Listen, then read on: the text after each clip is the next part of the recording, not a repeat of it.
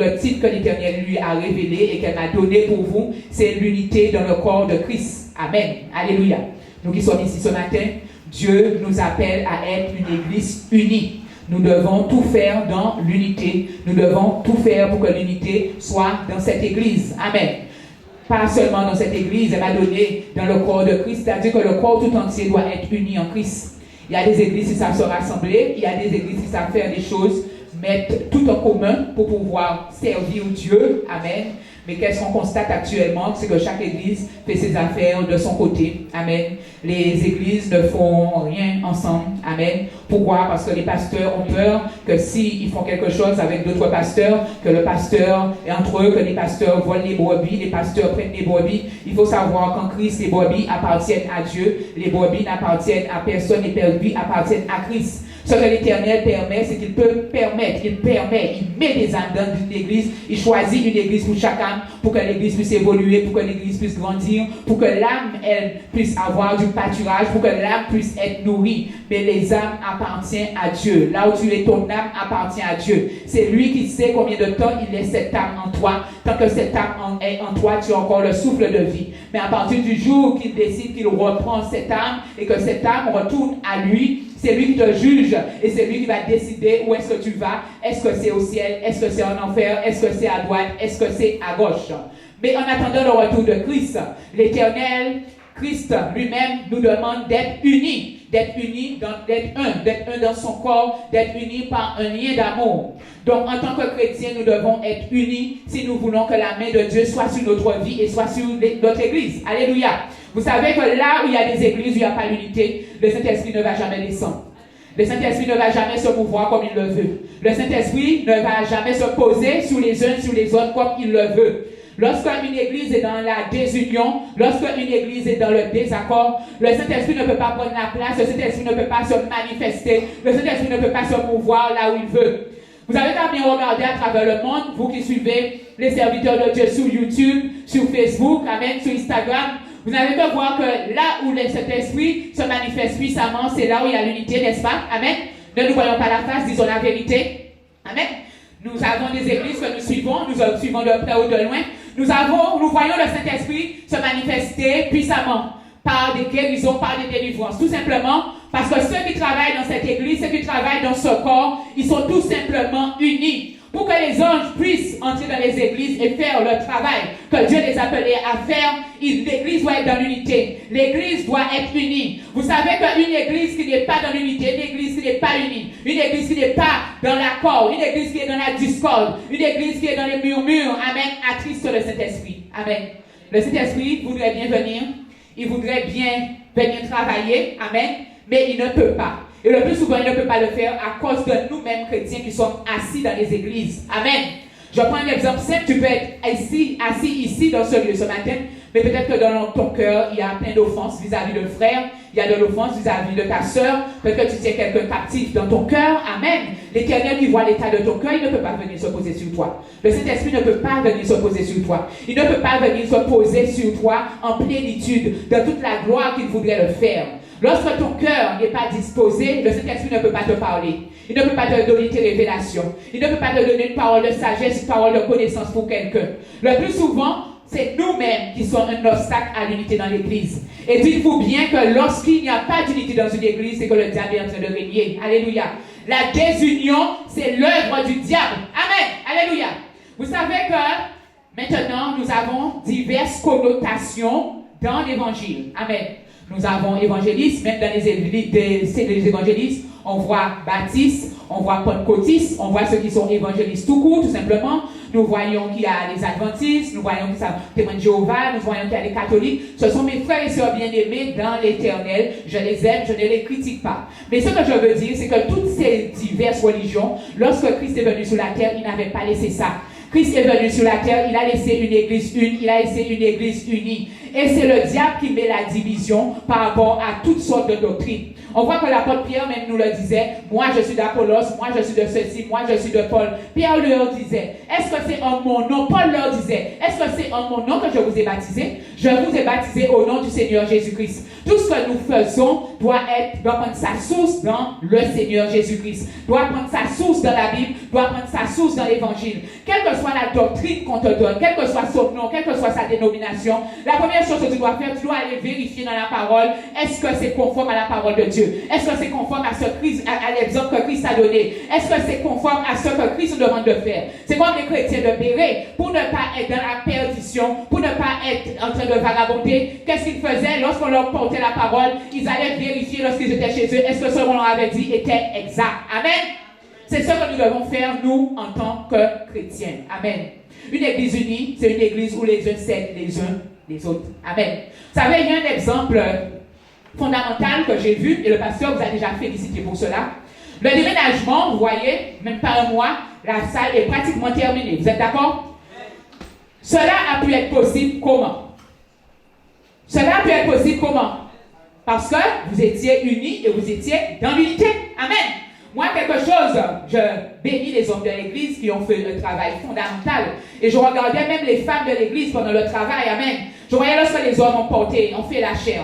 Nous, on n'avait pas la capacité de scier du bois, de prendre des longueurs et tout ça. Les hommes l'ont fait. Mais quelque chose qui était très fort parmi les femmes là, on aurait pu partir à un certain moment et dire que ce n'est pas notre travail, ce n'est pas notre rôle. Nous ne savons pas faire le marteau, nous ne savons pas couper, nous ne savons pas détailler, nous ne savons pas faire les choses en détail. Amen. Mais les femmes de l'église sont restées là et elles ont supporté les hommes. Et elles sont parties lorsque les choses étaient terminées. Vous savez que parfois, tu ne peux pas peut-être prêter ta main d'association à quelque chose. Mais tu sais que par ta présence, tu peux être dans l'unité avec quelqu'un. Par ta présence, tu peux être dans l'unité avec quelqu'un. Tu peux venir dire, je suis inutile, ça ne sert à rien que je reste là. Amen. Par ta présence seulement, tu peux être dans l'unité avec quelqu'un. Amen. Parfois, les gens sont en association, en esprit. Même s'ils ne sont pas là, ils soutiennent les autres en esprit. Par ta présence, le fait d'être là, amen, même si tu ne fais rien, même si tu es assis sur une chaise, par ta présence, tu te mets dans l'unité avec le corps. Amen. Même si tu ne peux pas porter ta main d'association. Il faut se dire que dans le corps de Christ, personne n'est inutile. Amen. Dieu, lorsque tu es dans le ministère, Dieu va toujours trouver une petite place pour te mettre. Il va toujours trouver un travail pour te mettre. Et le travail que l'Éternel te donne à faire, mon frère, ma soeur, il ne faut jamais que tu le vois comme un travail dégradant. Parce que le travail que l'Éternel te donne à faire dans la petitesse maintenant, l'Éternel peut t'élever dans ce travail et te faire accéder à la grandeur. Amen. Nous voyons par exemple la sœur Sylviana qui a décidé de garder les enfants. Amen. Mais qui sait qu'est-ce que l'Éternel peut faire avec elle dans le temps à venir? Peut-être que l'Éternel lui donne ça pour l'instant, mais on ne sait pas ce que l'Éternel va faire dans l'avenir. Si on prend l'exemple de David, on voit que David, lorsque Samuel a été pour le bénir, pour le oindre, qu'est-ce que la Bible nous dit? Ses frères étaient dans la maison avec Ésaü son père, en train de faire les choses familiales. Amen. Mais où est-ce qu'il était David? Il était dans la forêt en train de garder les brebis. Nous sommes d'accord? Mais David aurait pris ce travail, ce tout petit travail de garder les brebis, amen, qui ne sont pas des âmes humaines, alléluia, c'est de la chair, amen. David qui aurait pris ce travail comme un travail insignifiant, parce qu'il aurait pu sortir des choses dans son cœur qui n'étaient peut-être pas dans la gloire de Dieu. Mais la Bible nous dit que David, c'est un serviteur qui a le cœur pur, un serviteur qui a eu le cœur comme le cœur de Dieu. Ce travail, amen, peut-être que ses frères ne voulaient pas faire, David l'a pris, amen. Et qu'est-ce qu'on a vu que Dieu a fait dans la vie de David? Dieu a élevé David dans la grandeur. Amen. Dieu l'a élevé d'abord comme roi de Jérusalem. Ensuite, Dieu l'a élevé comme roi de tout Juda. Amen. Donc, ce que je veux te dire, peuple de Dieu, quel que soit le travail que l'Éternel te donne à faire dans sa maison, amen, tu ne sais pas ce que l'Éternel fera de toi à travers ce travail-là. Amen. Si tu veux accéder dans la grandeur, il faut que tu sois obéissant. Je vois que nous avons 2 enfants qui font la dîme et les offrandes le dimanche. Amen. Mais s'ils le font, ils sont dans l'obéissance. On ne sait pas ce que l'Éternel fera avec eux dans l'avenir. Amen. Autre chose encore, nous avons déménagé. On a entendu des âmes murmurer, dire, c'est trop loin. C'est trop loin. Je ne peux pas venir. Je n'irai pas à l'intercession. Je serai avec vous en esprit. Si tu es dans l'unité, mon frère, ma soeur, quel que soit l'endroit où ton église se déplace, tu vas suivre. Amen. Alléluia. Qu'est-ce que tu dirais si tu étais en France, il y avait l'hiver, amen, et que l'église se déplaçait? Vous pensez que les églises en France, ils restent toute leur vie dans le même endroit? J'ai connu des pasteurs qui ont déjà changé d'église plusieurs fois, amen. Si l'église a changé, toi tu abandonnes la tâche que tu faisais, tu abandonnes le ministère que tu faisais, tu restes chez toi et que tu ne viens pas, amen, ou à limiter dans l'église, amen. Quelque chose que je pensais. Lorsqu'on était à Morne-à-l'Eau, ça m'arrivait de faire dans la journée de samedi plusieurs fois l'aller-retour à Morne-à-l'Eau. Parfois, je portais les fleurs, je retournais chez moi et je revenais. Je ne suis pas morte. Je suis toujours vivante. Je n'ai jamais manqué d'essence. L'Éternel m'a toujours donné. J'ai toujours une voiture pour circuler. Quand tu fais la volonté de Dieu, l'Éternel pourvoit. Qu'est-ce que tu vas commencer à dire? Ah, ça c'est loin. Donc, je vais commencer à minimiser mon aller-retour. Amen. Je vais faire le minimum de fois possible. Amen. Mon frère, ma soeur, quand tu fais cela, tu n'es pas dans l'unité. Parfois, quand j'étais dans la chorale, le pianiste n'était pas avec nous. J'étais déjà arrivé à Morne-à-l'Eau. C'est quand je l'avais enfin au bout du film, me disait de venir le chercher. Est-ce qu'on m'avait vu un jour dire que je ne vais pas, même si j'étais déjà sous les bûches, déjà à Morne-à-l'Eau? Je prenais ma voiture et je retournais chercher le frère parce que nous ne pouvons pas faire une répétition alors qu'une âme qui a demandé de venir la chercher est dehors. Amen. Tu prends ta voiture et tu vas chercher ton frère. C'est comme ça que le Saint-Esprit est content et c'est comme ça qu'il va prendre plaisir au travail que tu fais. Amen. Vous savez que c'est la chair qui nous fait avoir peur. La chair nous fait comprendre, c'est trop loin, amen. C'est difficile, amen, alléluia. Je vous dis encore, je l'ai fait pendant 9 ans, parfois plusieurs fois par jour. Lorsque l'église était ouverte 24 heures sur 24, ça m'arrivait à venir plusieurs fois par jour. Et je ne suis pas morte, alléluia. Je suis encore vivante, amen. Tout ça, c'est l'unité des chrétiens. Il faut que l'église et les chrétiens, les enfants de Dieu qui sont assis dans l'église, parlent d'une même voix, amen, alléluia.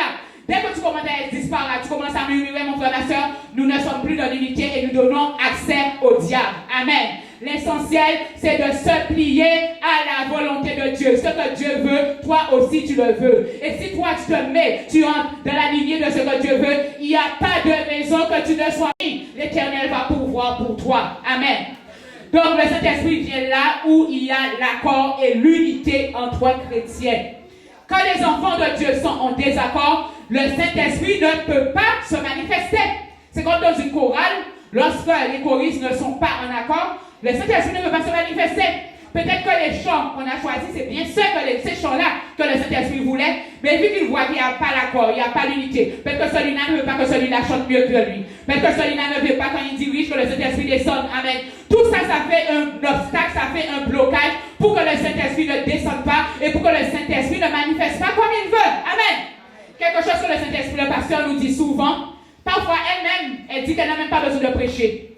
Parce qu'à travers la louange et l'adoration, si nous sommes dans l'unité, le Saint-Esprit fera le travail.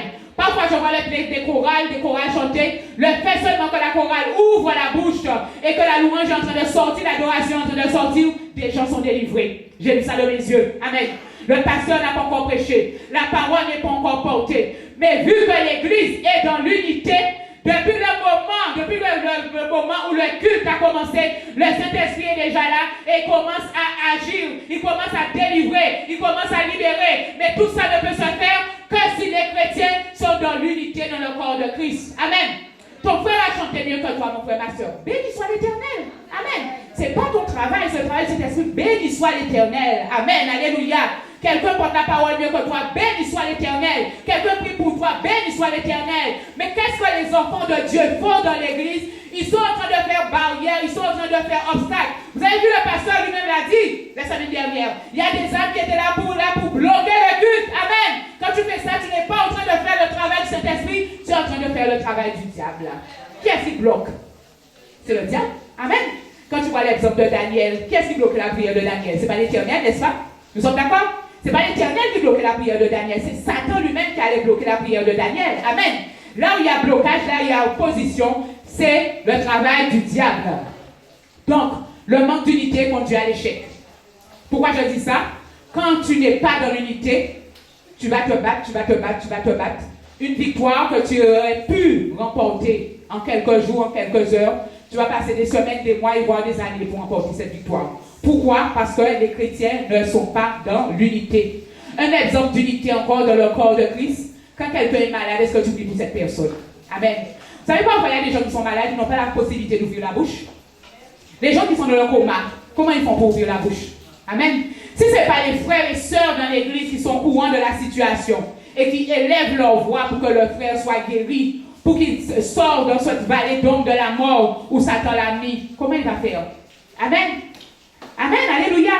Parfois, c'est notre travail, nous les chrétiens, pour prier les uns pour les autres. Amen. Parfois, tu peux te demander de prier pour quelqu'un. Si c'est pour une bénédiction, tu bloques ton cœur, tu ne pries pas. Ou bien parfois, l'église est en train de prier avec ferveur.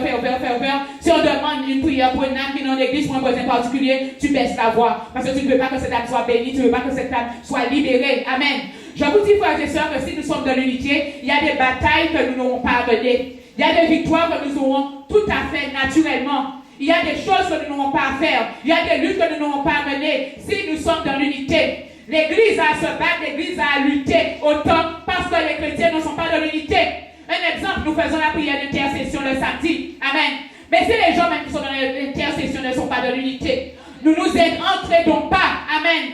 Tu veux que le culte du dimanche soit béni? Amen. Mais Satan va venir, il va nous tailler en pièces. Amen. Il va nous boxer. Ce sera difficile de faire l'onction descendre. Amen. Autre chose, même la prière de 9h que nous faisons, 1 heure avant le culte. Mais si ceux qui ne sont là ne le font pas dans l'unité, vous voulez que le Saint-Esprit descende? Amen. Satan est en train de rire de nous quand c'est comme ça. Amen. Parce qu'il voit que ce que nous faisons, c'est que tourner, être dans la magie, faire des choses, mais que notre âme, notre cœur n'est pas là. Nous ne sommes pas un seul cœur et nous ne sommes pas une seule âme à faire les choses de Dieu. Amen. Donc le fait d'être dans le désaccord, dans une église à titre de Saint-Esprit, je l'ai dit tout à l'heure, Dieu ne peut pas envoyer des âmes dans une église où il n'y a pas d'unité. Dieu aime ses enfants, n'est-ce pas? Dieu aime ses brebis. Donc vous pensez que l'Éternel va envoyer sa brebis dans une âme où on va la faire souffrir? Amen. Certainement pas. Amen. Dieu envoie des âmes là où les gens ont de l'amour, là où les gens sont dans l'unité. Amen. Alléluia. Quelque chose qu'on constate dans l'église, on n'aime pas accueillir les nouveaux venus. Quand un nouveau venu est arrivé, c'est qu'il veut prendre ta place. Amen. Alléluia. Il faut savoir que tu es dans un corps a des membres, et que l'Éternel place chaque personne dans le corps, dans une fonction comme il le veut. Lorsque une nouvelle âme est arrivée, notre travail, si l'Éternel a donné au pasteur la révélation qu'elle doit être dans un poste, c'est de l'aider, c'est de l'accompagner, de lui faire bon accueil. S'il y a des informations qu'elle n'a pas, c'est de le lui donner. Mais notre travail, ce n'est pas de se crisper, de faire une barrière, de faire un embargo pour que la sœur ne passe pas, pour que la personne soit dégoûtée et pour que la personne finisse par partir. Amen. Vous savez que lorsque nous faisons ce genre de travail, nous avons détruit l'âme. Parce que l'âme ne se sent pas aimée, elle ne se sent pas accueillie. Amen. Elle arrive dans quelque part qu'on appelle soi-disant église, mais elle voit qu'il y a une barrière. On ne la laisse pas progresser dans le poste où le pasteur l'a mis, mon frère, ma soeur. Ça, ce n'est pas l'unité. Amen. Ce n'est pas l'unité. Amen. Alléluia. Merci Seigneur. Donc Dieu ne peut pas envoyer des âmes dans une église où il n'y a pas d'unité. À cause du manque d'unité, nous ne pouvons pas avoir la percée dans la prière. Vous savez ça? Amen. Tu peux prier beaucoup. Amen. Mais pas de percée. Pourquoi? Parce qu'il n'y a pas d'unité. Amen. Alléluia. Il n'y a pas d'unité. Amen. Alléluia. Le pasteur dit souvent que cette église devrait être remplie. Il n'y aurait pas dû avoir un endroit où mettre les gens. Mais parfois les choses sont difficiles. Pourquoi? À cause du manque d'unité. Parfois les gens, même les chrétiens qui sont assis dans l'église, dans leur propre église, même ils ne veulent pas que leur propre église grandisse. Amen. Ils ne veulent pas que leur propre église grandisse. Nous ne voyons pas la face. Hein. Parlons franchement. Hein. Parfois, je ne parle pas de cette église spécialement. Amen. Il y a je ne dis même pas chrétiens, il y a des gens qui sont assis dans les églises, ils ne veulent pas que leur église évolue. Je ne parle pas spécialement de notre église. Dans le corps de Christ, on rencontre ce genre de choses. Ils ne veulent pas que l'église évolue, ils ne veulent pas que le pasteur évolue, ils ne veulent pas que l'église soit bénie, ils ne veulent pas que l'église entre dans la dimension qu'ils veulent. Alléluia. Amen. Tout ça, c'est notre faute. Amen. Nous qui sommes dans le corps de Christ. Amen. Alléluia. Donc je disais, à cause du manque d'unité, nous ne pouvons pas avoir la percée dans la prière. Quand tu bloques ta prière aussi, elle est bloquée. Donc la prière monte devant le trône de Dieu lorsque celui qui prie est en accord avec les autres. Amen. Lorsque nous prions, notre prière doit être un bouillon qui doit parvenir jusqu'au trône de Dieu. Amen. Lorsque nous prions, est-ce que notre prière est un bouillon? Amen. Est-ce qu'on sent ce bouillonnement, cette effusion de l'esprit qui fait que les autres prennent la prière et l'emportent devant le trône de Dieu? Est-ce que nous trouvons ça dans les intercessions? Est-ce que nous trouvons ça dans les églises, mon frère, ma soeur? Parfois, même dans la prière de combat, on est obligé de dire aux enfants de Dieu, priez, priez, priez. Mon frère, ma soeur, ce n'est pas le travail de la personne qui dirige. Toi qui es venu dans le lieu pour pouvoir prier. Tu dois venir quand tu dois savoir quand tu es venu dans l'église. Qu'est-ce que tu es venu faire? Est-ce que tu es venu perdre ton temps? Est-ce que tu es venu écouter les sujets de prière? Est-ce que tu es venu écouter comment les autres prient? Ou est-ce que tu es venu intercéder devant Dieu, que d'un commun accord que nous puissions prier et qu'avec cette prière, les écluses des cieux s'ouvrent et que la bénédiction puisse venir jusqu'à toi? Amen. Alléluia. C'est vous qui savez. Amen. Donc, le jeûne collectif ne peut pas être productif dans une église si les enfants de Dieu ne sont pas en accord. Parfois, les enfants de Dieu jeûnent, nada, rien. Amen. Vous posez pas la question pourquoi? Parce que nous ne sommes pas dans l'unité. Déjà, il y a ceux, si le jeûne ne se fait pas de 6h à 10h dans l'église, il y a ceux, quand ils sont chez eux, ils mangent. Amen. Quand tu manges alors qu'il y a un jeûne, il y a des jeûnes failles pour que Satan puisse entrer. Amen. Si on déclare un jeûne collectif, quand je dis un jeûne collectif, c'est que l'Éternel a révélé aux dirigeants de l'Église que l'Église doit se mettre en jeûne. Toi, lorsque tu es chez toi, tu profites pour manger. Est-ce que nous sommes dans l'unité? Non. Amen. L'unité, c'est comme une chaîne, mon frère, ma soeur. Chacun par sa main, il forme un maillon. Amen. Et dès que quelqu'un a lâché, dès que quelqu'un n'obéit pas à la directive, amen, il y a une porte d'entrée où le diable peut entrer. Amen. Mais nous savons que lorsque le diable entre quelque part, il fait des ravages, il détruit, il tue et il vole. Amen, mon frère, ma soeur.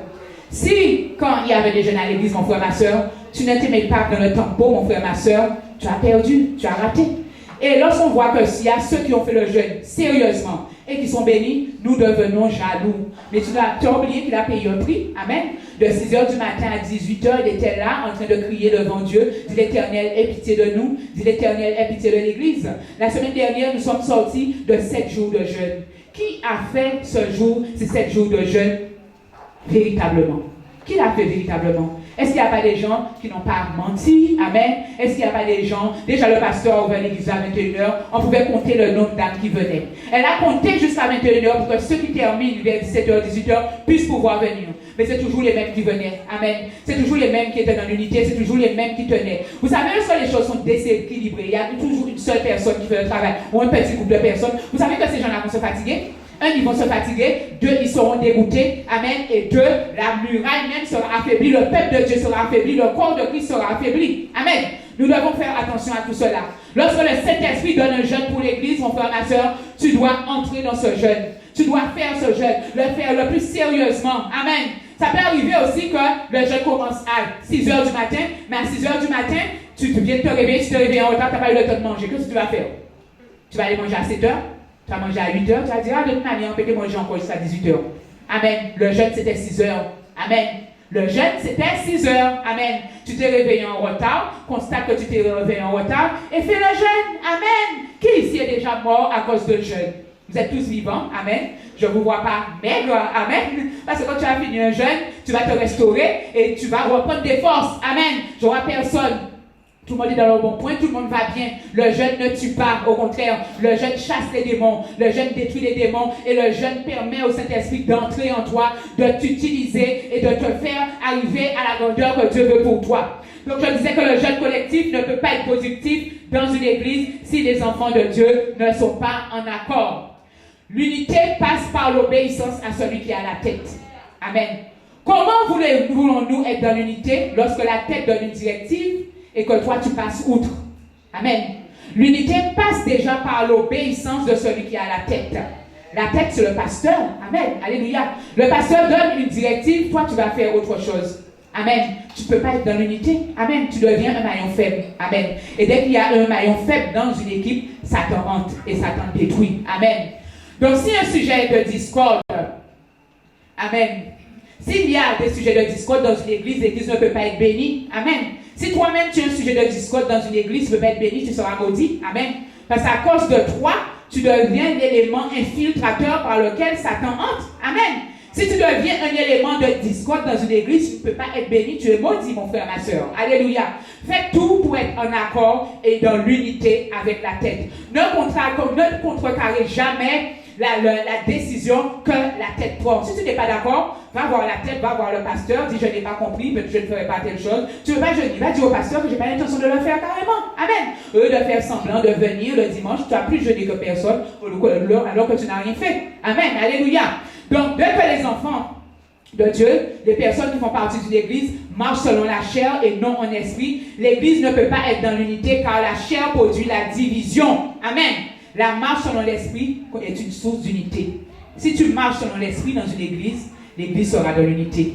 Et c'est ce que Dieu veut pour nous. Dieu veut que les enfants de Dieu qui sont dans l'église puissent marcher dans l'unité afin que le Saint-Esprit puisse descendre. Lorsque les chrétiens, les enfants de Dieu d'une église ne sont pas unis, ça conduit toujours à la catastrophe. Toujours à la catastrophe. Amen. Il y a des gens qui vont rester à terre. Et qu'est-ce que le pasteur doit faire après? Les morceaux, il doit venir les prendre et les recoller. Amen. Vous savez, le fait d'être dans le désaccord dans une église, ça peut briser une église. Alléluia. Le fait d'être dans le désaccord dans une église, ça peut détruire une église. Parce que les enfants de Dieu qui y sont ne sont pas dans l'accord et ne sont pas dans l'unité. Nous allons prendre notre premier verset, Galates 5, verset 19. Galates 5, verset 19. Merci Saint-Esprit. Galates 5, verset 19. Amen. Merci Jésus. Galates 5, verset 19. Amen. Galates 5, verset 19. La Bible nous dit, or, les œuvres de la chair sont évidentes, c'est-à-dire inconduite, impureté, débauche, idolâtrie, magie, hostilité, discorde. Amen. La discorde nous intéresse sur notre sujet. Discorde. Amen. Discorde. Jalousie, fureur, rivalité. Amen. Rivalité. Parfois, dans les églises, on trouve les enfants de Dieu dos à dos. Dos à dos. La Bible nous dit division. Division. Amen. La division est contre l'unité. Division, parti pris. Amen. Les partis pris sont contre l'unité. Amen. Même la justice sait que lorsqu'il y a une décision, il doit être impartial. Tu ne dois pas rendre de décision par rapport à la personne. Tu ne dois pas rendre de décision parce que quelqu'un a de l'argent. Tu ne dois pas rendre de décision parce que quelqu'un est un homme politique important. C'est la partialité. Amen. Mais dans cette église, on ne trouve pas la partialité. Peut-être qu'il y a deux sœurs qui sont dans une froideur. Toi, tu ne connais pas le dos, le tenant et la bêtise de la chose. Tu te mets déjà dans leur combat. Amen. Puisque deux sœurs ne se disent pas bonjour, toi aussi tu te rallies avec une sœur, toi aussi tu ne dis pas bonjour, mon frère, ma sœur. Ça, ce n'est pas l'unité. Ça, ce sont des partis pris. Qu'est-ce que la Bible nous dit de tout cela? Verset 21. Envie, ivrognerie, orgie et sauce semblable. Je vous le préviens, comme je l'ai déjà fait, ceux qui se livrent à de telles pratiques n'hériteront pas du royaume de Dieu. Amen. Si tu n'hérites pas dans le royaume de Dieu, soyons simples et clairs, c'est que tu vas en enfer. Alléluia. Dès que tu es dans la division, tu es dans le parti pris, rivalité, dans la discorde, mon frère, ma soeur, ta place n'est pas pour le royaume de Dieu. Amen. Christ même, l'Éternel même veut que les enfants de Dieu, lorsque nous serons au ciel, nous soyons unis. Qu'est-ce que Christ a dit aux apôtres lorsqu'ils montaient? Je vais vous préparer une place, afin que là, moi où je suis, vous y soyez, vous aussi. Nous sommes d'accord? Christ même est en train de préparer cette place pour que nous soyons dans l'unité. Amen. Dieu nous prépare une place au ciel pour que nous soyons dans l'unité. Notre destinée finale, si nous marchons comme Dieu nous le demande, c'est que nous prenions part au repas de noces de l'agneau. Lorsqu'on dresse une table, les gens sont les uns à côté des autres, n'est-ce pas? Les gens sont unis, les gens sont en train de partager un repas. Amen. Dieu même a cette vision d'unité pour nous, pour l'éternité. À plus forte raison que nous devons commencer cette unité ici-bas sur la terre. Amen. Mettons à côté hostilité, rivalité, parti pris. Tout ça, ce ne sont pas des choses qui sont dans la gloire de Dieu. Amen. Ce sont des choses sataniques qui conduisent les âmes en enfer. Verset 22. Mais le fruit de l'esprit est l'amour, la joie, la paix, la patience, la bonté, la bienveillance, la fidélité, la douceur et maîtrise de soi. La loi n'est pas contre de telles choses. C'est à ce que l'Éternel nous appelle. Nous allons prendre 2 Corinthiens 12, verset 20. 2 Corinthiens 12, verset 20. 2 Corinthiens 12, verset 20. Amen. Merci Seigneur. 2 Corinthiens 12, verset 20. 2 Corinthiens 12, verset 20. 2 Corinthiens 12, à partir du verset 20. 2 Corinthiens 12, verset 20. La Bible nous dit, car je crains de ne pas vous trouver à mon arrivée tel que je le voudrais, et d'être moi-même trouvé par vous tel que vous ne le vouliez pas. Je crains qu'il y ait de la discorde, de la jalousie, des animosités, des rivalités, des médisances, des racontards, de l'orgueil, des désordres. Amen. Alléluia. Dès qu'il y a des choses pareilles dans l'église, je répète, discorde, jalousie, animosité, rivalité, médisance, racontard, orgueil, désordre. Amen. C'est que Satan a pris place. Amen. Satan a pris place. Amen. Et qui donne accès au diable pour prendre place? Nous-mêmes, par notre comportement, parce que nous ne sommes pas délivrés, parce que nous sommes encore remplis des œuvres de la chair. Amen. Parce que le Saint-Esprit n'a pas encore pris toute sa place en nous. Donc, Dieu ne peut pas prendre toute sa place dans nos cœurs et dans l'Église. Amen.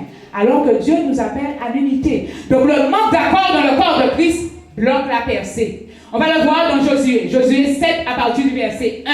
Josué 7, verset 1. Josué 7, verset 1.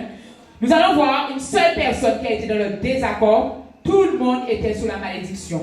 Une seule personne. À cause d'une seule personne. Amen. Alléluia. J'ai dit Josué 7 à partir du verset 1. Josué 7, verset 1. Je reprends encore, l'unité passe par l'obéissance à la tête. Ici, on va voir que quelqu'un n'a pas obéi à la tête. Et du fait que cette personne n'a pas obéi à la tête, tout le peuple a échoué. Josué 7, verset 1.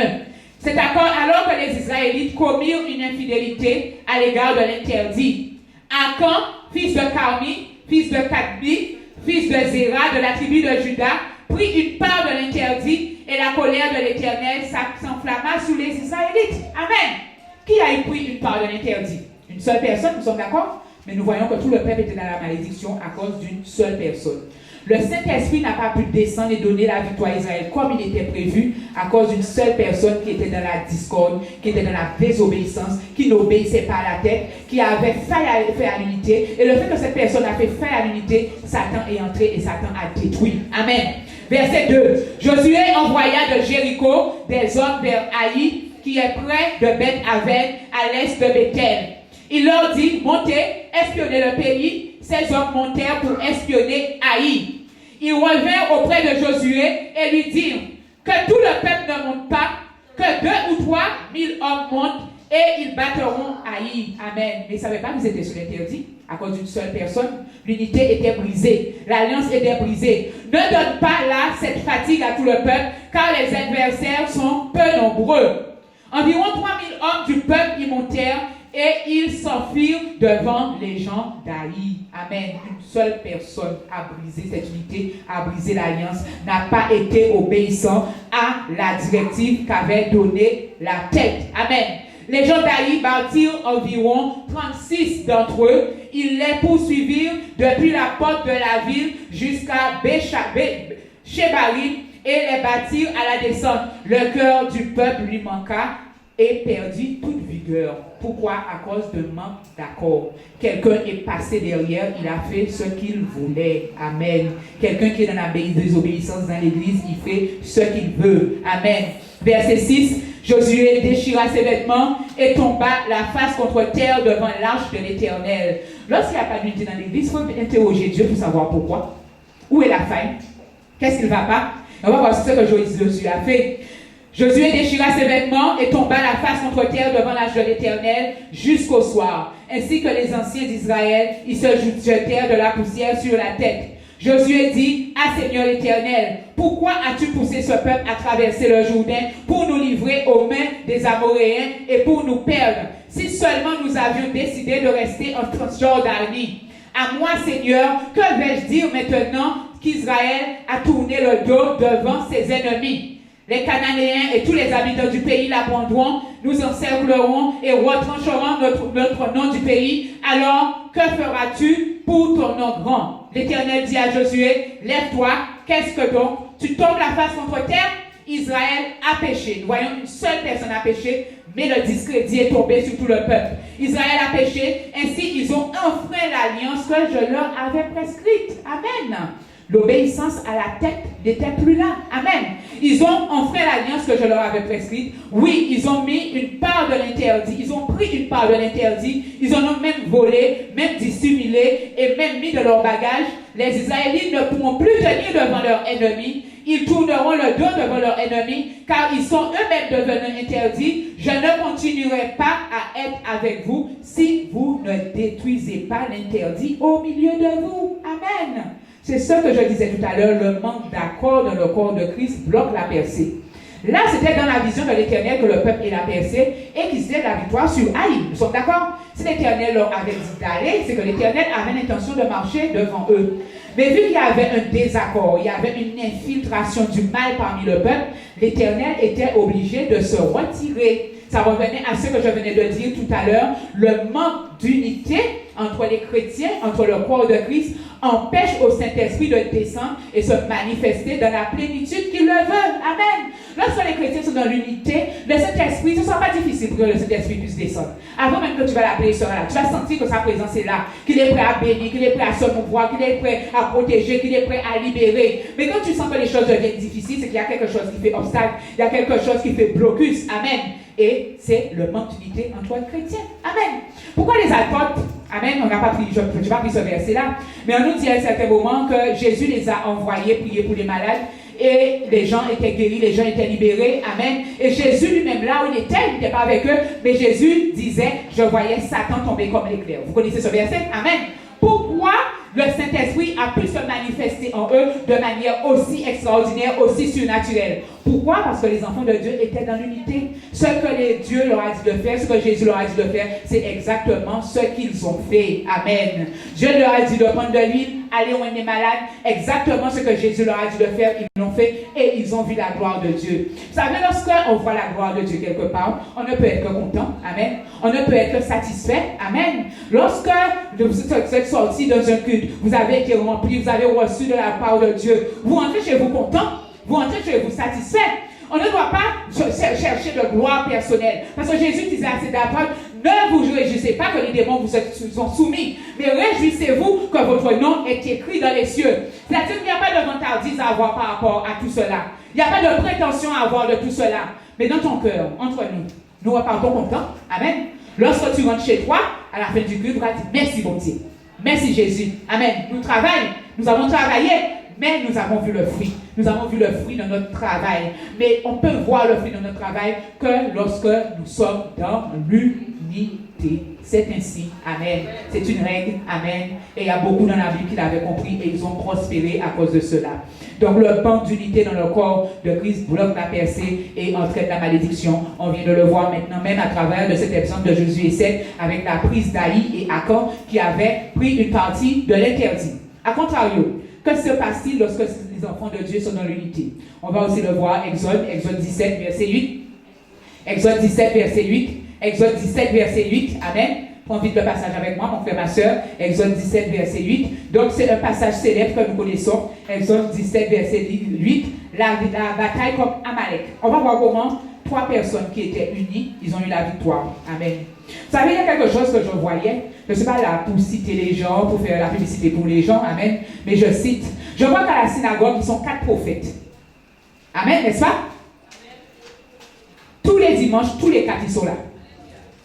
Tous les dimanches, tous les 4, ils sont là. Et je ne pense pas que quelqu'un dit, aujourd'hui, je ne peux pas faire.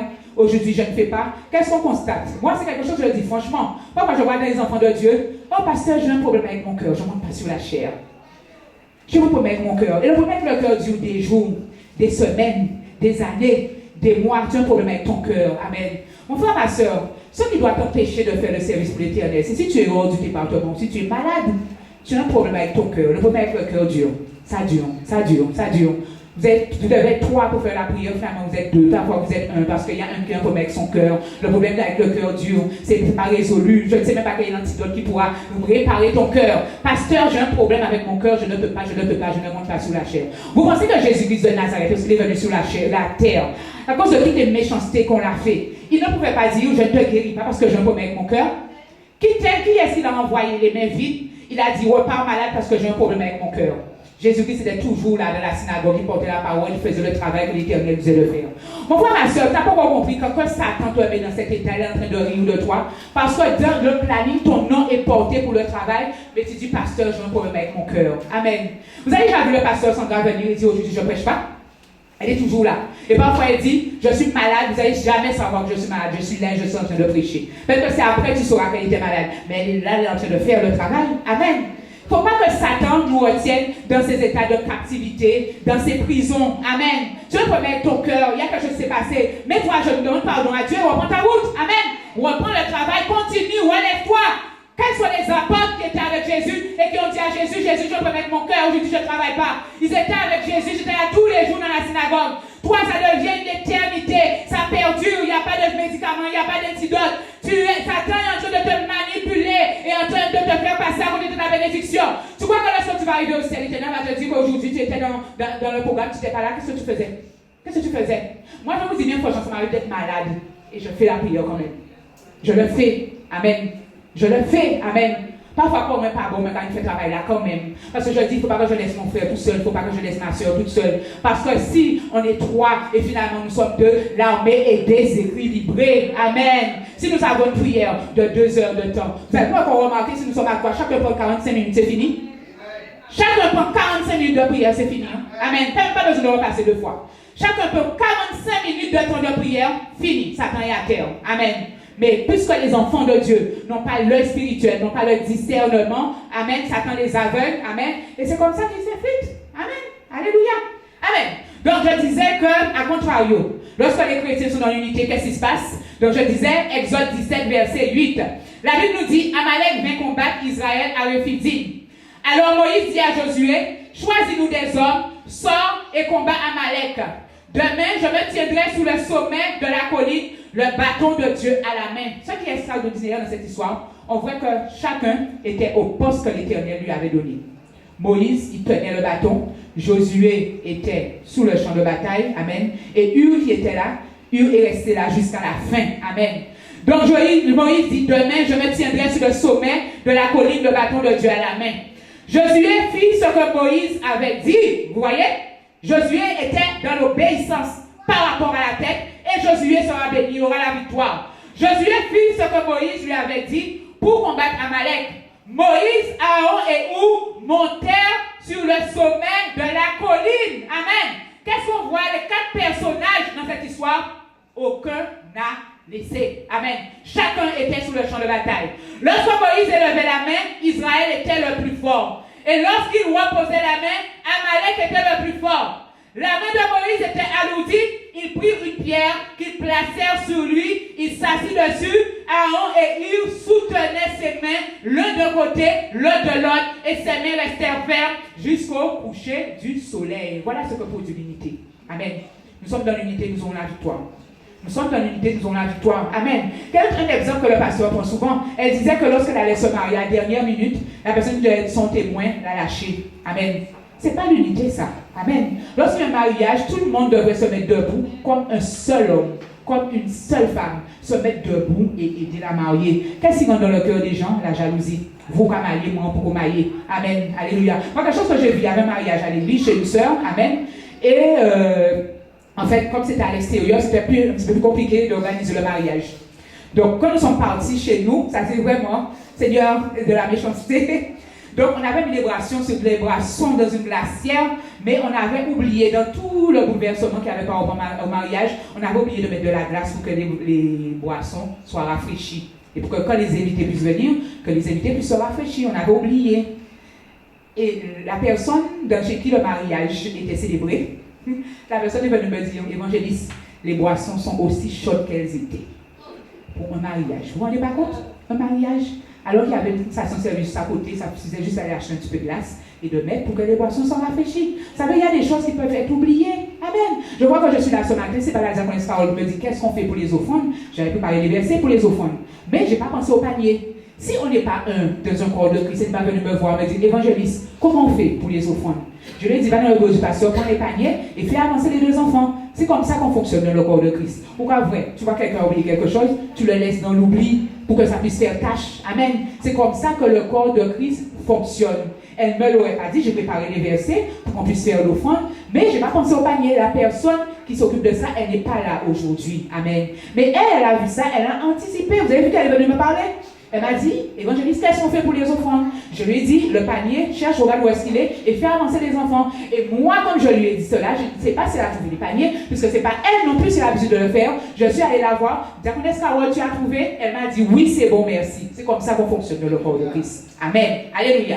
Donc, verset 12, on va prendre le verset 12. Les mains de Moïse étant alourdies, ils prirent une pierre qu'ils placèrent sur lui. Il s'assit dessus. Aaron et Hur soutenaient ses mains, l'un d'un côté, l'autre de l'autre, et ses mains restèrent fermes jusqu'au coucher du soleil. Et Josué soumit Amalek et son peuple au tranchant, en les frappant du tranchant de l'épée. Amen. Quand les choses sont bonnes, quand l'Église est dans l'unité, l'Éternel dit d'écrire, que ce soit un souvenir. Amen. L'Éternel va dire, verset 14, l'Éternel dit à Moïse, écris ces choses comme souvenir dans le livre et déclare à Josué que j'effacerai le souvenir d'Amalek de dessus les cieux. Moïse bâtit un autel et l'appela du nom de l'Éternel mon étendard.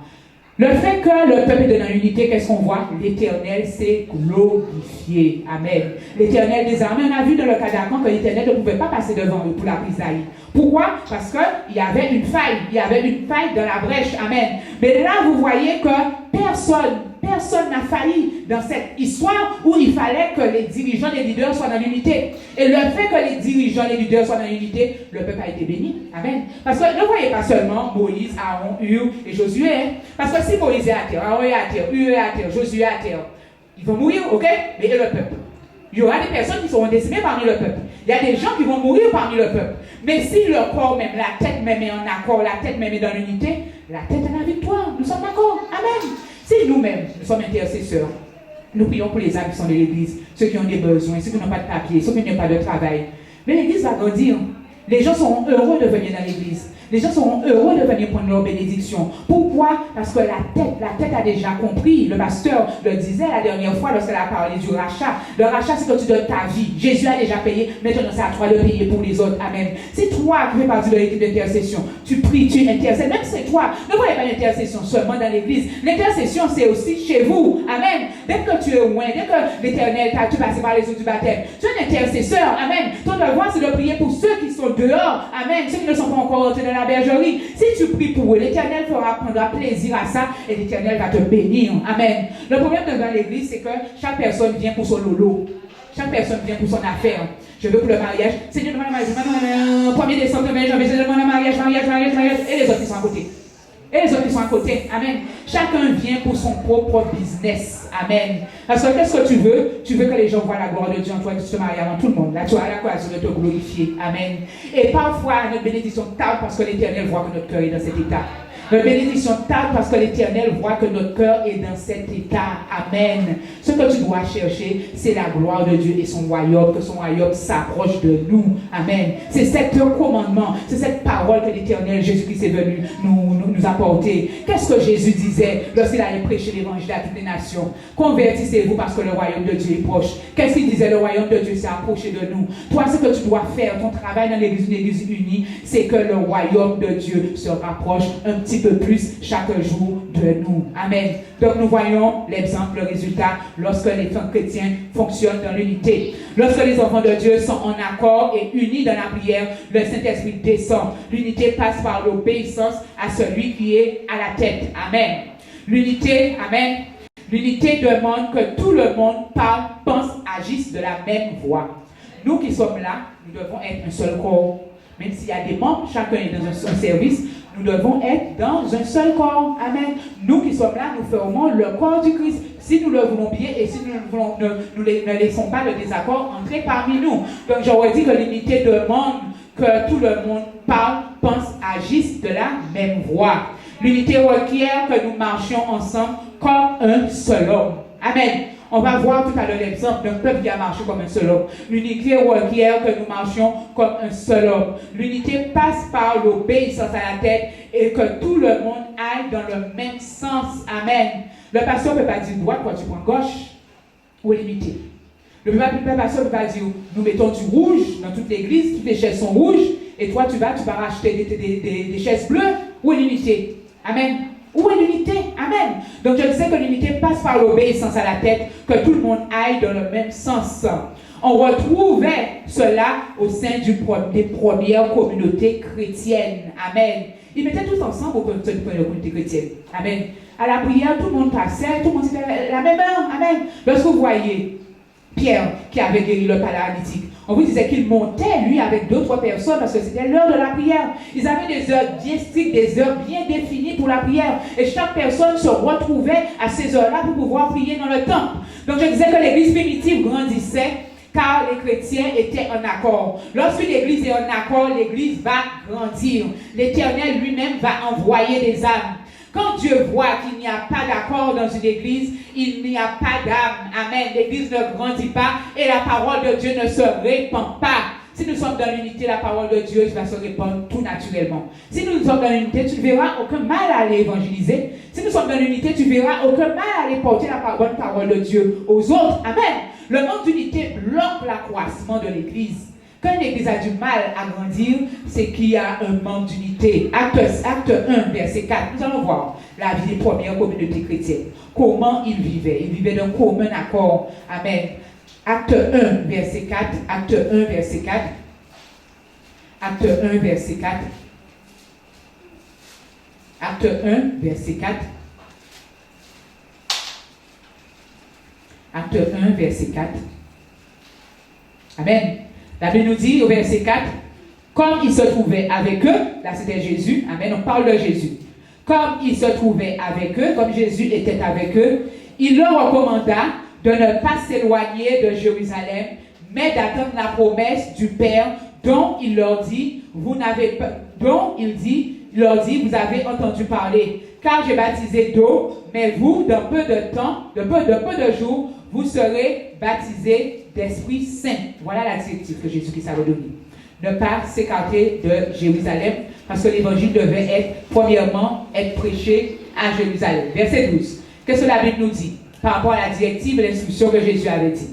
Alors, ils retournèrent à Jérusalem, depuis le mont des Oliviers, qui est près de Jérusalem, à distance d'un chemin de sabbat. Quand ils furent entrés, ils montèrent dans la chambre haute où ils se tenaient d'ordinaire. C'était Pierre, Jean, Jacques et André, Philippe et Thomas, Barthélemy et Matthieu, Jacques, fils d'Alphée, Simon le Zélote et Jude, fils de Jacques. Tous d'un commun accord persévéraient dans la prière avec les femmes, avec Marie, mère de Jésus, et avec ses frères. Voilà l'unité au sein des premières communautés chrétiennes. Alléluia.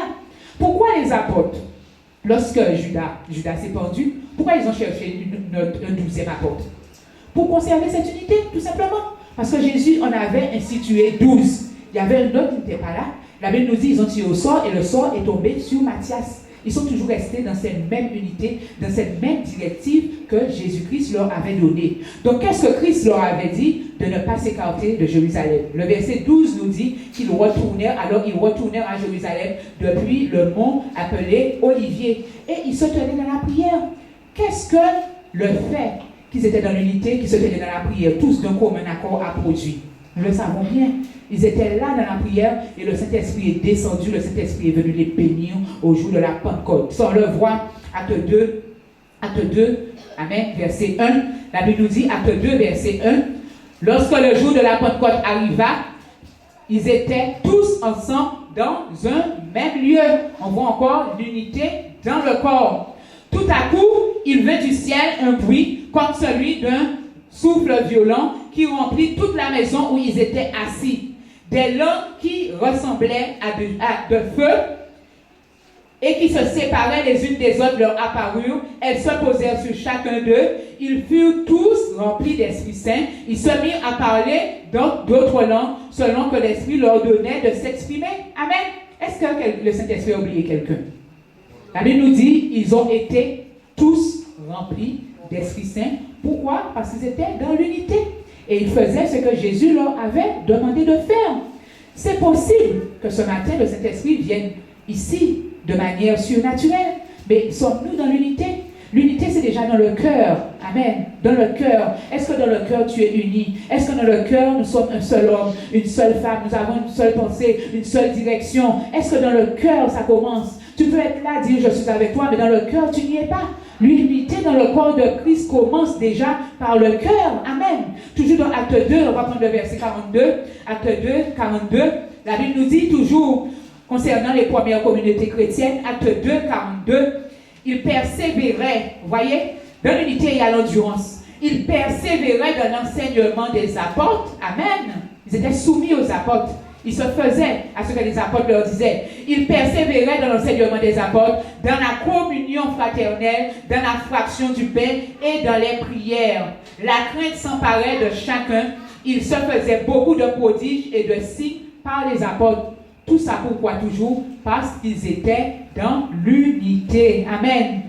Selon vous, qu'est-ce qui a fait que Pierre, lorsqu'il était dans la prison, il est sorti?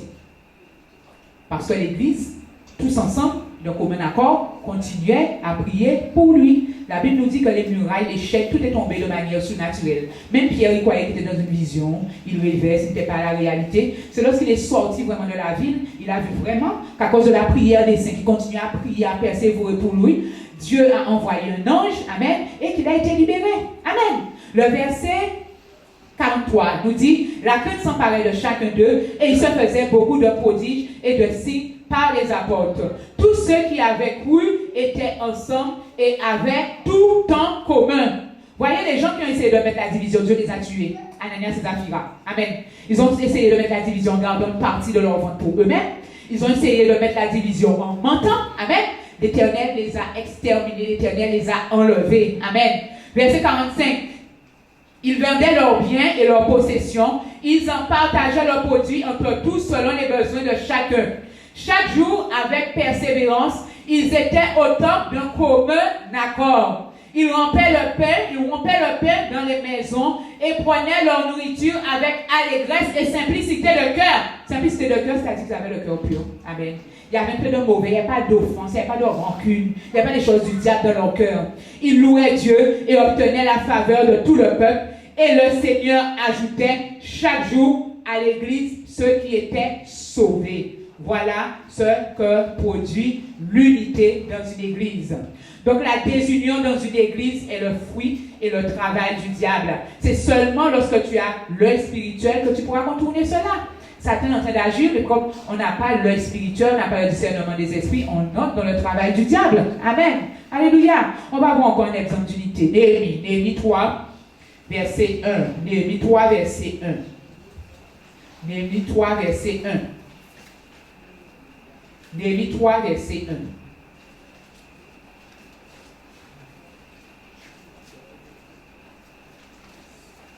Néhémie 3, verset 1.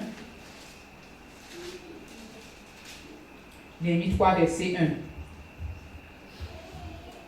Amen. On va voir un exemple d'unité. Comment Néhémie et son peuple parlaient le même langage. Et comment, grâce à cela, la muraille de Jérusalem a été construite à un temps record. La Bible nous dit 52 jours. Amen. Donc le verset 1 nous dit, Éliakim, le souverain sacrificateur, se leva avec ses frères, les sacrificateurs. Ils bâtirent la porte des brebis. Ils la consacrèrent et en fixèrent les bâtons. Ils la consacrèrent depuis la tour de Méa jusqu'à la tour de Ananéel. À côté de lui bâtirent des hommes de Jéricho. À côté de lui bâtirent aussi Zakour, fils d'Imri. Les fils de Séna bâtirent la porte des poissons. Ils la charpentèrent et en fixèrent les bâtons, les verrous et les barres. Amen. Donc on ne va pas tout lire, mais regardez le verset 4. Le verset 4 nous dit, à côté d'eux travailla. Qu'est-ce qu'on voit? Ils étaient toujours en accord. Prenez le verset 5. À côté d'eux travaillèrent les Tétites. Amen. Prenez le verset 7. À côté d'eux travaillèrent Mélatia. Amen. Prenez le verset 8. À côté d'eux travailla Ouziel. Amen. Prenez le verset 9. À côté d'eux travailla Réphaya. Amen. Verset 10. À côté d'eux travailla vis-à-vis de sa maison Yérada. Amen. Dans un autre secteur, verset 11, la muraille et la tour des fours furent réparées par Malkia. Amen. On prend le verset 12. À côté d'eux travailla avec ses fils Shalom. Amen. On prend encore, on va continuer. Amen. Pour voir comment les peuples étaient dans l'unité. Verset 14. Derrière lui, Néhémie, fils de... Verset 16, pardon. Verset 16. Derrière lui, Néhémie, fils d'Ashkot, chef de la moitié du district de Béthou, travailla aux réparations. Verset 17. On nous dit derrière lui travaillèrent les Lévites. Verset 18. Travaillèrent leurs frères. Amen. Vous voyez, le peuple était dans l'unité. Amen. Chacun travaillait coude à coude. Amen.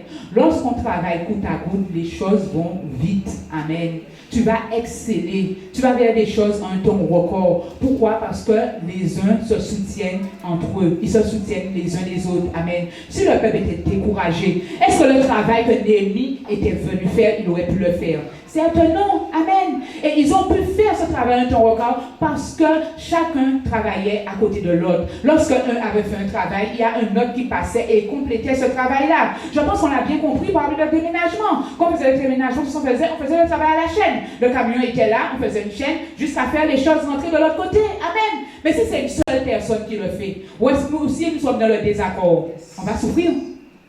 On va souffrir. Amen. Les choses, moi-même, à un certain moment, quand j'ai vu les dames travailler, j'ai dit au pasteur, les femmes de l'église travaillent. Il y a quelque chose que le pasteur ne vous a pas dit, mais son mari, lorsque son mari est rentré à la maison, il a dit, c'est madame en l'église qui a travaillé. Les femmes de l'église travaillent. J'ai vu des dames, même si des planches lourdes, ils amènent et tout. Il n'y a pas de travail d'homme, travail de femme. Tout le monde travaille, tout le monde est dans un même cœur, tout le monde allait dans une même lignée, tout le monde allait dans une même direction. Et nous-mêmes, nous portons ce message aujourd'hui. Mais vous êtes l'exemple vivant de ce message. Vous l'avez vécu, moins de moi. Amen. Moins de moi. On va prendre une société de déménagement, il va te demander des milliers d'euros pour faire ce travail-là. Nous sommes là, nous avons des mains et des bras. Tout ce qu'il faut, c'est avoir une stratégie. Il faut avoir une stratégie dans le travail. On va voir que Néhémie, il a construit la muraille de Jérusalem en 52 jours 7, mais avec une stratégie. Parce que le diable va venir mettre l'opposition. Le diable va venir attaquer pour que le travail ralentisse. Et lorsque nous voyons ça, les choses, ce n'est pas de baisser les bras, de donner victoire au diable, de donner victoire à Satan, mais c'est de se lever encore plus comme un seul homme, comme un seul cœur, comme une seule âme, et de se mettre debout pour que les choses de Dieu puissent avancer. Amen. Donc, Néhémie 33. Néhémie 33. Amen. Toujours verset 3, pardon. Néhémie 33, verset 3. La Bible nous dit, lorsque Sanballat a appris que nous rebâtissions la muraille, on a vu comment ils travaillaient, côte à côte, il y a des gens qui passaient derrière eux. On n'a pas tout pris, tout le passage. Mais vous savez, au niveau de la muraille de Jérusalem, il y avait plusieurs portes. Il y avait porte des brebis, porte des poissons. Chaque personne a pris une partie, a pris une porte pour que la muraille de Jérusalem soit restaurée. Donc, quand l'ennemi a vu ça, l'ennemi est devenu furieux. Verset 33. Lorsque Sanballat apprit que nous rebâtissions la muraille, il fut en colère et très mécontent. Il se moqua des Juifs et dit devant ses frères et devant les soldats de Samarie, que font ces Juifs impuissants? Les laissera-t-on faire? Sacrifieront-ils? Vont-ils achever? Redonneront-ils vie à des pierres ensevelies sous des morceaux de poussière et incendiées?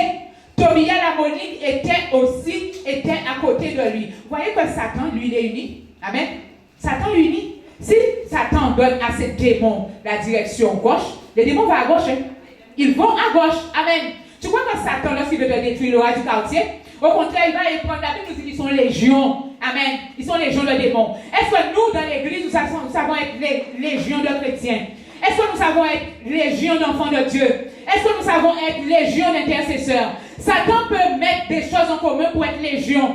Nous aussi, nous devons être légion, nous devons être une armée. La Bible nous dit, verset 35, Tobia l'Ammonite était à côté de lui et dit qu'il bâtit seulement, si un renard s'élance, il fera une brèche dans leur muraille de pierre. On va voir que Néhémie, devant tout ça, il s'attendait à Dieu. Écoute, ô notre Dieu, car nous sommes méprisés. Fais retomber leur déshonneur sur leur tête et livre-les au pillage sur une terre où ils soient captifs. Amen. On va avancer. Josué 4, versets 1 à 3. La Bible nous dit, le peuple prit à cœur ce travail. Lorsqu'il y a un travail à faire, nous devons le prendre à cœur. Comme je vous dis encore, amen, vous devez être satisfait de vous-même. De manière, tout ce que nous avons fait, ça a été la grâce du Saint-Esprit. Nous ne pouvons rien faire sans la grâce du Saint-Esprit. C'est le Saint-Esprit qui donne la capacité de le vouloir et le faire. Amen. Mais avec la grâce, tout est possible. Le peuple, verset 1, le peuple prit à cœur ce travail. Mais Sanballat, Tobia, les Arabes, les Ammonites et les Asdodiens furent très en colère en apprenant que la réparation des murailles de Jérusalem avançait et que les brèches commençaient à se fermer. Ils se liguèrent tous ensemble pour venir attaquer Jérusalem et lui causer du dommage. Amen. Lorsque Satan voit que les chrétiens sont unis, il va trouver quelque chose. Ça peut être le mensonge. Amen. Peut-être quelque chose que tu n'as pas fait. Il va dire à une sœur, voilà, tu as fait quelque chose. Une fouche rentre dans ton cœur et la désunion rentre déjà. Satan va toujours chercher une faille. Une faille. Il faut savoir que tant que le Christ n'est pas encore revenu, Satan va toujours venir attaquer l'église de Dieu. Il va toujours venir attaquer les enfants de Dieu parce qu'il veut que les chrétiens soient démolis. Amen. Même toi, au niveau personnel, individuel, tu mènes cette bataille avec le diable. Qu'est-ce que le diable veut? C'est que tu renis Dieu et que tu abandonnes l'évangile. Amen. Mais tant que nous serons un, nous allons continuer à persévérer pour Dieu. Satan verra qu'il y aura une muraille. La muraille de Jérusalem, il faut la voir spirituellement. Toi-même, tu peux former cette muraille. Tu peux former cette muraille. Vous voyez que côte à côte, ils travaillaient. Si côte à côte, nous travaillons, pourquoi nous n'allons pas avancer? Nous allons avancer. Amen. Lorsque l'Église fait des appels aux dons pour faire des choses, nous devons nous mettre unis comme un seul homme pour faire l'œuvre de Dieu avancer, pour que les royaumes de Dieu puissent s'approcher de nous. Amen. Donc la Bible nous dit, Amen, verset 2, ils se liguèrent tous ensemble pour venir attaquer Jérusalem et lui causer du dommage. Nous avons prié notre Dieu et à cause d'eux, nous avons établi une garde jour et nuit pour nous défendre contre eux. Voilà la stratégie. Élisée, lorsqu'il a vu que les choses devenaient difficiles, il a mis en place une stratégie. Il a mis une garde. Amen. Pendant qu'il y a ceux qui sont reposés, il y a d'autres qui travaillaient. Amen. Et encore, on va encore avancer, on va prendre le verset 8. Le verset 8, Amen. Le verset 8, toujours Néhémie 4. Je regardais, je me levais et je dis aux grands, aux magistrats, au reste du peuple, ne le craignez pas. Souvenez-vous du Seigneur grand et redoutable et combattez pour vos frères, vos fils et vos filles, vos femmes et vos maisons. Lorsque nos ennemis apprirent que nous étions avertis, Dieu anéantit leur entreprise et nous sommes tous retournés à la muraille, chacun à son ouvrage. Depuis ce jour, la moitié de mes serviteurs travaillaient à l'ouvrage et l'autre moitié tenait en main les lances, les boucliers, les arcs et les cuirasses. Les chefs étaient derrière toute la maison de Juda. Ceux qui bâtissaient la muraille et ceux qui portaient ou partageaient les fardeaux travaillaient d'une main et tenaient une arme à l'autre. C'est pas évident, hein? Une muraille, il faut porter des parpaings, il faut porter du ciment. Donc imaginez, tu portes un ciment, une arme à la main. Amen. Alléluia. Mais ça, c'est une stratégie pour résister au diable. Verset 11, ceux qui bâtissaient la muraille et ceux qui portaient ou chargeaient les fardeaux travaillaient d'une main et tenaient une arme à l'autre. Ceux qui bâtissaient avaient chacun une épée attachée au rein et travaillaient aussi. Celui qui sonnait du corps se tenait près de moi. Je dis aux grands, aux magistrats, au reste du peuple, l'ouvrage est considérable et étendu. Nous sommes dispersés sous la muraille, éloignés les uns des autres. Rassemblez-vous auprès de nous, à l'endroit d'où vous entendez le son du corps. Notre Dieu travaillera pour nous. C'est ainsi que nous poursuivons l'ouvrage. La moitié d'entre nous la lance à la main depuis le lever de l'aurore jusqu'à l'apparition des étoiles. Amen. Un peuple uni parvient à la victoire. Amen. Et on va voir, tourne avec moi, prends Néhémie 6, le verset 15. Amen. Alléluia. On va voir à cause de cette persévérance, cette complocité. L'unité demande la complocité, la persévérance. Amen. Le verset 15 nous dit, donc on voit qu'ils travaillaient les armes à la main. Amen. Le verset 15 nous dit, la muraille fut achevée au mois d'Éloul en 52 jours. Amen. Voilà ce que fait l'unité entre les chrétiens. L'unité entre les chrétiens donne la victoire. L'unité entre les chrétiens met le diable à terre. L'unité entre les chrétiens fait Satan avoir honte. L'unité entre les chrétiens fait Satan prendre la fuite. Amen. Christ lui-même a prié pour cette unité entre chrétiens. Ce n'était pas le désir de Christ et ce n'est pas le désir du Père non plus que nous soyons dans les divisions. Dieu voulait un seul peuple. Amen. Pas diverses dénominations. C'est le diable qui met tout ça. Amen. Jean 17, verset 20. Jean 17, verset 20. Jean 17, verset 20. Jean 17, verset 20. Jean 17, verset 20. Amen. Jean 17, verset 20. Amen. Alléluia. La Bible nous dit, c'est Jésus qui parle. Amen. Donc Jésus allait passer de ce monde à son Père, on allait l'arrêter. Avant, il va prier pour l'unité des chrétiens. Le verset 20 nous dit, ce n'est pas pour eux seulement que je prie, mais encore pour ceux qui croiront en moi par leur parole. C'est-à-dire que Jésus priait pour les apôtres, mais pour nous-mêmes qui allions venir après, il y a long en train de parler de l'évangile. Verset 21. Afin que tous soient un, comme toi, Père, tu es en moi, et moi en toi, que aussi soit un en nous, afin que le peuple croie que tu m'as envoyé.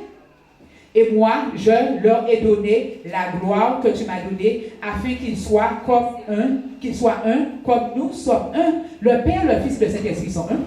Et c'est cette unité que Dieu veut retrouver dans l'Église. Verset 23, moi en eux et toi en moi, afin qu'ils soient parfaits, parfaitement un, et que le monde connaisse que tu m'as envoyé et que tu les as aimés comme tu m'as aimé. Amen. Christ voulait que les chrétiens soient unis. Amen. C'était son désir. Avant de partir, il a prié pour cette unité des chrétiens. C'est nous qui cherchons des appartements, des diverses doctrines. Parfois, nous estorquons de la Bible, nous détournons la Bible, nous voulons faire des versets dire ce qu'ils n'ont pas voulu dire. Jésus-Christ, il voulait que l'Église soit un. Jésus-Christ voulait que l'Église, l'évangile qu'il a porté, l'évangile pour lequel il a donné sa vie, que nous demeurions et que nous restions dans cet évangile vrai et véritable. Amen. Alléluia. Les choses ont dévié à cause de nous-mêmes. Il y a des doctrines qui sont pratiquées qui n'ont jamais été écrites dans la Bible. Baptême des enfants, vous avez déjà vu ça quelque part? Christ, non. Lui-même s'est baptisé, il avait 30 ans. Amen. Alléluia. Amen. Et pendant 3 ans et demi, pendant son parcours sur la terre, il a persévéré. Si c'était biblique, Christ nous l'aurait dit. Amen. Vous savez, parfois, il faut savoir analyser les choses à la lumière de l'Évangile. On vous dit quelque chose, mais dans l'Évangile, qu'est-ce qui est écrit? Qu'est-ce qui est écrit? Christ lui-même, lorsque Satan est venu, il a pris la parole, il a dit qu'il est écrit, qu'il est écrit, qu'il est écrit. Chaque jour de sabbat, Jésus allait dans la synagogue, on lui déroulait le rouleau et il prêchait selon ce qui était écrit, ce que les prophètes avant lui ont dit. Amen. Tout ce qui n'est pas biblique, mon frère, ma soeur, tu dois mettre ça à côté. Amen. On dit c'est comme le poisson, tu manges la chair, il arrête, tu le jettes. Amen. Tout ce qui arrête, mon frère, ma soeur, il faut que tu saches le jeter. Tout ce qui n'est pas la gloire de Dieu, tout ce qui n'est pas biblique, il faut que tu saches le jeter. Amen. Alléluia. On sait que l'idolâtrie n'est pas de Dieu. Amen. Christ lui-même n'a idolâtré personne. À un certain moment, quelqu'un est venu dans la Bible, lui dit, ta mère et tes frères sont ici. Il dit, qui sont ma mère, qui sont mes frères? Ce sont eux qui sont là et qui font la volonté de mon Père, de celui qui m'a envoyé. Alléluia. Mon frère, ma soeur, tu de faire quelque chose, mais va examiner dans l'évangile, à la lumière de la parole, qu'est-ce qui est écrit. C'est comme ça, mon frère, ma soeur, que tu vas rester dans l'unité de la parole, dans l'unité de la foi. Amen. Satan, il vient pour détruire les églises. Amen. Mais Christ est venu pour l'unité. Il a demandé l'unité. Amen. Encore, on va prendre notre verset 10, verset 14. 1 Corinthiens 10, verset 14. 1 Corinthiens 10, verset 14. 1 Corinthiens 10, verset 14. Amen. On voit même l'Église primitive, comment les choses commençaient, la distraction, les partis pris commençaient à prendre corps. Je disais 1 Corinthiens 10, verset 14. Amen. 1 Corinthiens 10, verset 14. Là, c'est l'apôtre Paul qui nous parle. Et on sait que l'apôtre Paul exhortait beaucoup les églises au niveau de cette unité. Verset 14. C'est pourquoi, bien-aimés, fuyez l'idolâtrie. Amen. Alléluia. J'espère que j'ai pris le bon verset. Amen. Je parle comme à des hommes intelligents. Jugez vous-même de ce que je dis. La coupe de bénédiction que nous bénissons n'est-elle pas la communion au sang de Christ? Pourquoi Christ nous a laissé la Sainte Seine? Pour être dans la communion et dans l'unité, tout simplement. Amen. Alléluia. Le pain que nous rompons n'est-il pas la communion au corps de Christ? Puisqu'il y a un seul pain, nous qui sommes plusieurs, nous sommes un seul corps, car nous participons tous au même pain. Voyez les Israélites selon la chair. Ceux qui mangent les victimes ne sont-ils pas en communion avec l'autel? Que dis-je donc? Que la viande sacrifiée aux idoles est quelque chose, ou qu'une idole est quelque chose? Nullement. Mais ce qu'on sacrifie, on le sacrifie à des démons et non à Dieu. Or, je ne veux pas que vous soyez en communion avec les démons. Amen. Qu'est-ce que Paul voulait? Il voulait que nous soyons en communion avec Dieu. C'est celle qu'il voulait. Il disait, ne vous réclamez pas d'Apollos, ne vous réclamez pas de Paul. Amen. Le verset que je voulais prendre, c'est le verset où il dit que lui-même, il n'a baptisé personne. Alors qu'il voit qu'il y a des gens dans l'église qui disent, moi je suis de Paul, moi je suis d'Apollos, moi je suis de celui, moi je suis de cela. Il leur pose une question capitale. Qui est-ce qui vous a engendré? Qui est-ce qui vous a engendré? Amen. Quel est votre nom? Quelle est votre domination? C'est Jésus-Christ. Amen. Donc je ne veux pas entendre que celui est de Paul, celui-ci est de l'Apollos, celui-ci est d'Éphas. Et dans ce passage, il dit, moi-même je me réjouis que je n'ai baptisé aucun d'entre vous. Amen. Alléluia. Nous devons être enracinés, unis dans la souche. La souche, c'est Jésus-Christ. C'est lui qui est la tête. Être dans l'unité dans l'Église passe par l'obéissance de son prédicateur, du pasteur, du berger que l'Éternel a donné. Mon frère, ma soeur, si nous vivons dans cela, il n'y a pas de raison que nous ne réussissions pas. nous allons réussir. Nous allons voir la gloire de Dieu éclater. Amen. Nous allons voir Dieu ajouter des âmes. Nous allons voir des bénédictions dans notre vie. Amen. Pour que notre vie particulière soit bénie, il faut que dans l'Église, le corps où Christ nous-mêmes nous a placés, que nous-mêmes nous soyons en unité, en accord, comme un seul homme, comme une seule âme dans ce corps. Et nous verrons la gloire de Dieu. Peuple de Dieu, voilà la parole que l'Éternel m'avait donnée pour vous. Amen. Que vous soyez bénis. Amen. Je vous bénis. Amen. Et que l'Éternel bénisse cette parole dans vos cœurs au nom de Jésus-Christ de Nazareth. Amen. Alléluia. Merci. Donnez gloire à Dieu. Amen.